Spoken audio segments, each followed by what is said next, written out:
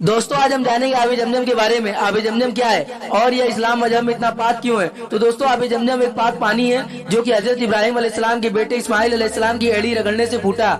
जब इब्राहिम अलैहिस्सलाम अल्लाह के हुक्म से अपने बीबी हाजरा और बेटे इस्माइल को छोड़कर फिलिस्तीन जा रहे थे तो प्यास की शिद्दत से बीबी हाजरा और उनके बेटे तड़प रहे थे। प्यास से बेकरार होकर अल्लाह से दुआ की। अल्लाह ने हजरत इस्माइल अलैहिस्सलाम की एड़ी के रगड़ने से एक चश्मा जारी कर दिया जिसे आबे जमजम कहते हैं। आबे जमजम का पानी पाक है और ये पेट, आंख और जिगर के लिए बहुत मुफीद है। ब्रिटिश वैज्ञानिकों ने यह दावा किया है इस पानी में आर्सेनिक भरा पड़ा है और यह सेहत के लिए नुकसानदेह है, पर सऊदी हुकूमत ने WHO के साथ मिलकर इस पानी का जांच कराया और ये बात गलत साबित हो गया। ये पानी इस्लाम की आस्था है। इस पानी को सऊदी हुकूमत तकरीबन 4000 बरस से पूरे अरब, यहाँ तक कि सभी देशों में भी हाजियों के जरिए पहुँचाया जाता है, पर यह खत्म नहीं होती। जबकि वैज्ञानिकों का दावा है कि कोई भी कुआं 60 से 70 बरस से ज्यादा नहीं चल सकता।